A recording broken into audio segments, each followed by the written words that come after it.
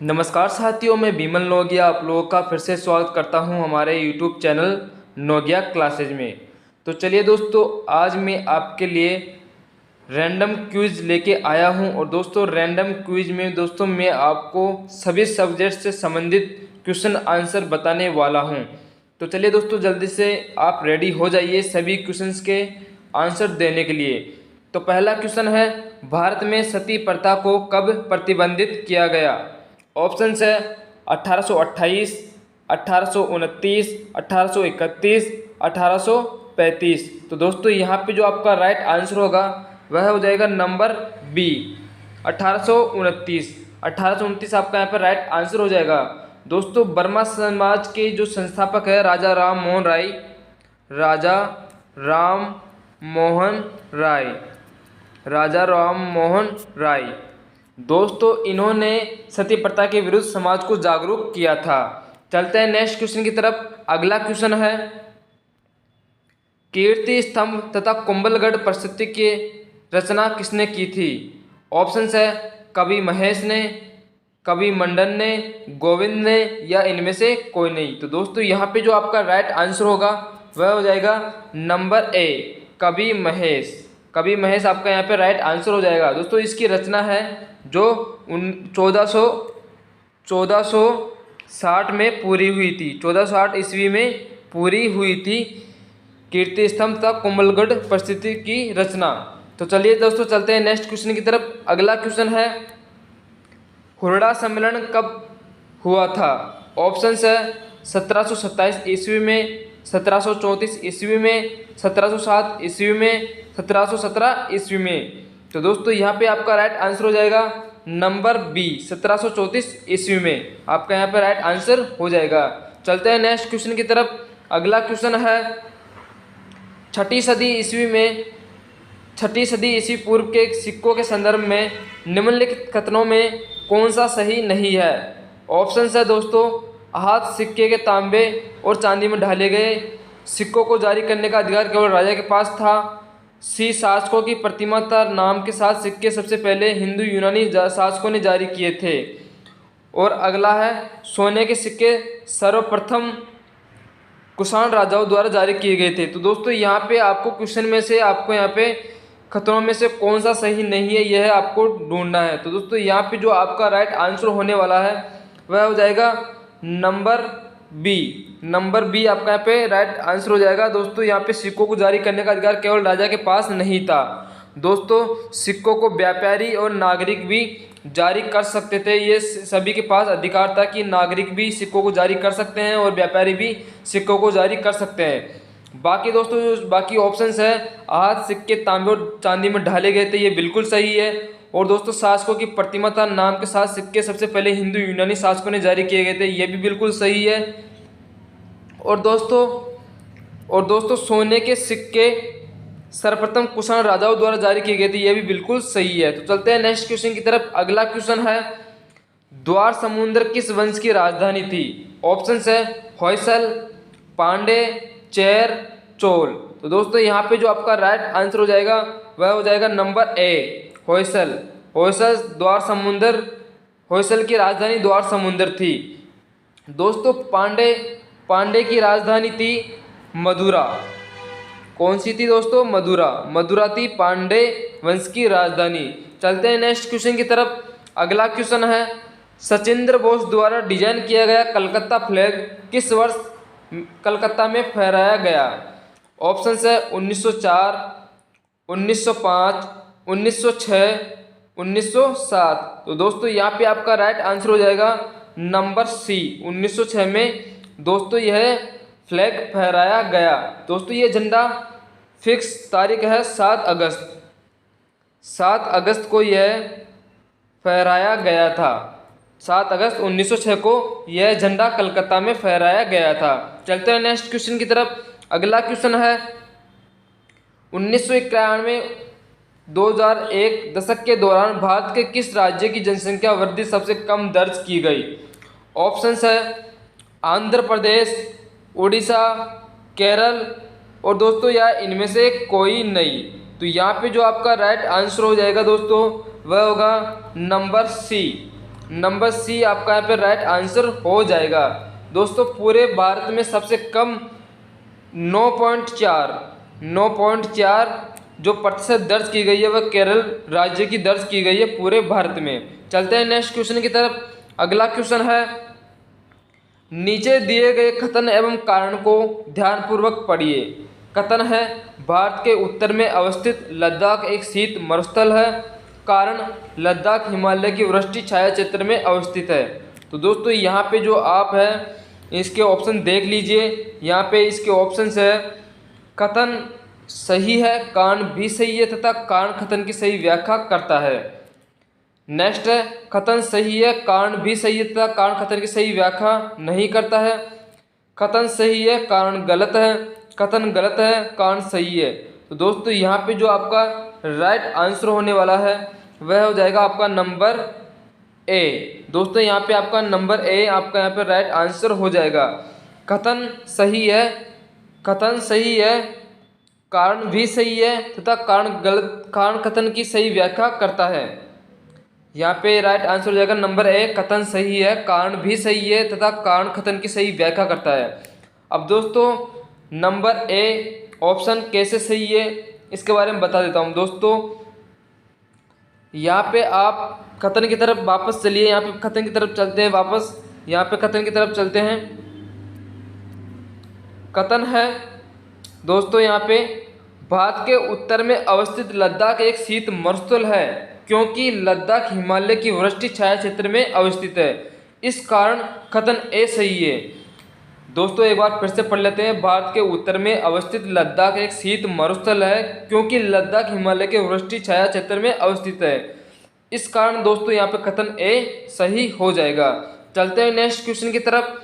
अगला क्वेश्चन है, यदि किसी स्थान पर सुबह 8 बजे ज्वार आता है तो अगला उच्च ज्वार किस समय आएगा? ऑप्शंस है 8 बजे शाम, 8:10 शाम, 8:12 शाम, 8:25 शाम। तो दोस्तों ये टाइम दिया गया है यहाँ पे ऑप्शंस में। तो यहाँ पे बताया गया कि यदि किसी स्थान पर सुबह 8 बजे ज्वार आता है तो अगला उच्च ज्वार किस समय आएगा? तो दोस्तों जैसे सामान्य स्तर पर ज्वार आता है तो दोस्तों इस ज्वार की जो गति है वो बढ़ जाती है, इसलिए वो अगला जो टाइम होगा दोस्तों वो हो जाएगा नंबर डी। नंबर डी 8:25 शाम को आएगा। जो अगला ज्वार आएगा 8:25 को शाम को आएगा। चलते हैं नेक्स्ट क्वेश्चन की तरफ। अगला क्वेश्चन है, संविधान निर्माण प्रक्रिया में कुल कितनी रकम खर्च की गई? ऑप्शंस है 6.4 करोड़ रुपए, 3.6 करोड़ रुपए, 5.5 करोड़ रुपए या इनमें से कोई नहीं। तो दोस्तों यहाँ पे जो आपका राइट आंसर होगा वह हो जाएगा नंबर ए। नंबर ए आपका यहाँ पे राइट आंसर हो जाएगा। 6.4 करोड़ रुपए यहाँ पे जो संविधान निर्माण की प्रक्रिया है उसमें खर्च किया गया है। दोस्तों संविधान बन के तैयार होने में कितना टाइम लगा? तो दोस्तों यहाँ पे 2 वर्ष 11 माह और दोस्तों 18 दिन 2 वर्ष 11 माह और 18 दिन में जो अपना संविधान है वह बनकर तैयार हुआ था। चलते हैं नेक्स्ट क्वेश्चन की तरफ। अगला क्वेश्चन है, विधान परिषद की सदस्यता के लिए न्यूनतम आयु क्या है? ऑप्शंस है 25 वर्ष, 30 वर्ष, 35 वर्ष, 21 वर्ष। तो दोस्तों यहाँ पे जो आपका राइट आंसर होगा वह हो जाएगा नंबर बी। नंबर बी आपका यहाँ पे राइट आंसर हो जाएगा 30 वर्ष। विधान परिषद की सदस्यता के लिए दोस्तों न्यूनतम आयु है वह 30 वर्ष है। दोस्तों राजस्थान में विधान परिषद नहीं है। दोस्तों केवल 7 राज्यों में ही विधान परिषद है। केवल 7 राज्यों में ही विधान परिषद है और दोस्तों राजस्थान में विधान परिषद का प्रचलन नहीं है। चलते हैं नेक्स्ट क्वेश्चन की तरफ। अगला क्वेश्चन है, निम्न में से कौन सा कार्य निर्वाचन आयोग का नहीं है? ऑप्शंस है लोकसभा, विधानसभा, राष्ट्रपति और उपराष्ट्रपति का चुनाव कराता है। निर्वाचन आयोग के कार्य बताया गया है दोस्तों इसमें। नंबर बी है राजनीतिक दलों को मान्यता प्रदान करता है, किसी संसद सदस्य की मान्यता अपने विचार से रद्द करता है, विधान परिषद के सदस्यों की निर्भरता से संबंधित मसलों पर राज्यपाल को सलाह देता है। तो दोस्तों यहाँ पे जो इसका निर्वाचन आयोग का कार्य नहीं है वह आपको यहाँ पे बताना है। तो दोस्तों यहाँ पे जो आपका राइट आंसर हो जाएगा वह हो जाएगा नंबर सी।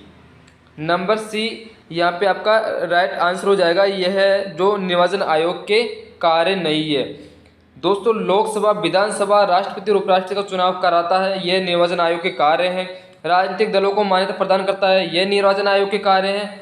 और दोस्तों विधान परिषद के सदस्यों की निरंतरता से संबंधित मसलों पर राज्यपाल को सलाह देता है, यह निर्वाचन आयोग के कार्य हैं दोस्तों। क्योंकि इसके लिए उसे राष्ट्रपति से उसको परामर्श लेना पड़ता है कि संसद की सदस्य की मान्यता पर विचार से रद्द करने के लिए उसे राष्ट्रपति से परामर्श लेना पड़ता है। चलते हैं नेक्स्ट क्वेश्चन की तरफ।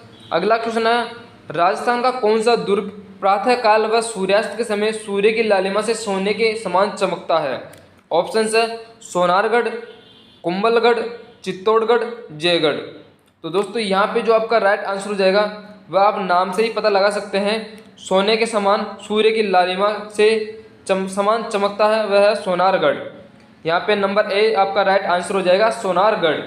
चलते हैं नेक्स्ट क्वेश्चन की तरफ।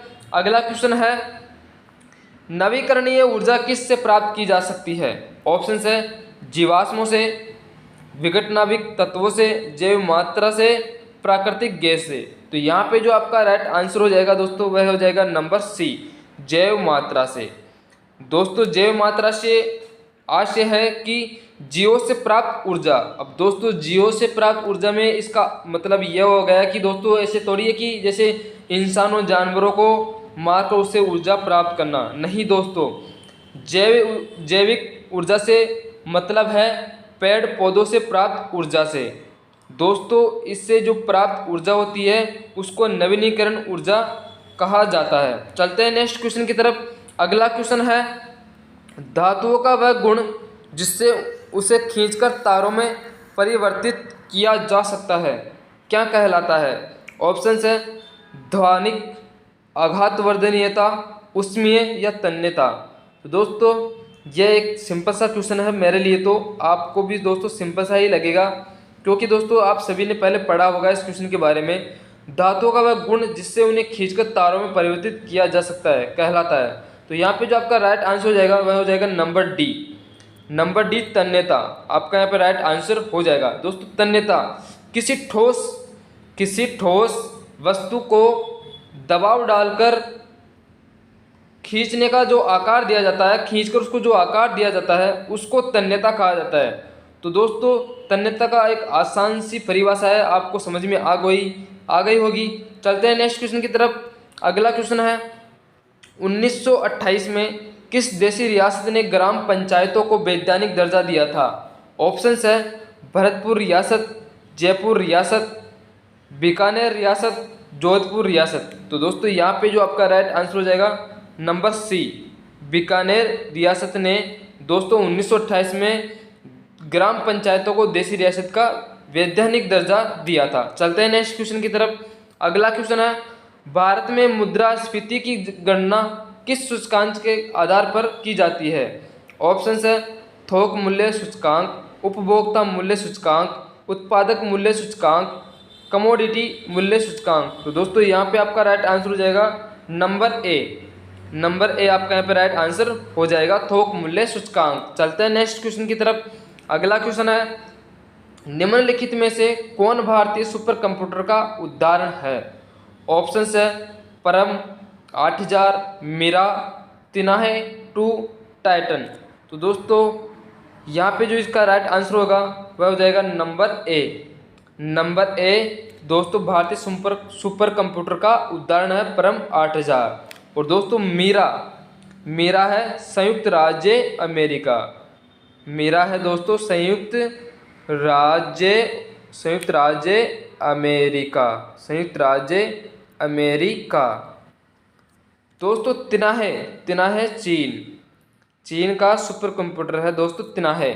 और दोस्तों टाइटन यह भी दोस्तों अमेरिका का ही है, संयुक्त राज्य अमेरिका का ही सुपर कंप्यूटर है टाइटन। चलते हैं नेक्स्ट क्वेश्चन की तरफ। अगला क्वेश्चन है, भूरी क्रांति का संबंध है? ऑप्शंस है उर्वरक से, दूध उत्पादन से, ऊन उत्पादन से या इनमें से कोई नहीं। तो यहाँ पे जो आपका राइट आंसर हो जाएगा वह हो जाएगा नंबर ए। भूरी क्रांति का जो संबंध है वह उर्वरक से है। दोस्तों दूध उत्पादन से है श्वेत क्रांति। कौन सी क्रांति? श्वेत क्रांति। श्वेत क्रांति। चलते हैं नेक्स्ट क्वेश्चन की तरफ। अगला क्वेश्चन है, और दोस्तों आज का अंतिम क्वेश्चन है, अभिलेख जो प्राचीन राजस्थान में भागवत संप्रदाय के प्रभाव की पुष्टि करता है। ऑप्शन है अशोक अभिलेख, गोसुंटी अभिलेख, मानमोरी अभिलेख, बिजोलिया शिलालेख। तो दोस्तों यहाँ पे आपका राइट आंसर हो जाएगा नंबर पी, गोसुंडी अभिलेख। चलिए दोस्तों यहाँ पे सभी क्वेश्चन समाप्त हो चुके हैं। मिलते हैं नेक्स्ट टेस्ट सीरीज के साथ, तब तक के लिए थैंक यू, धन्यवाद।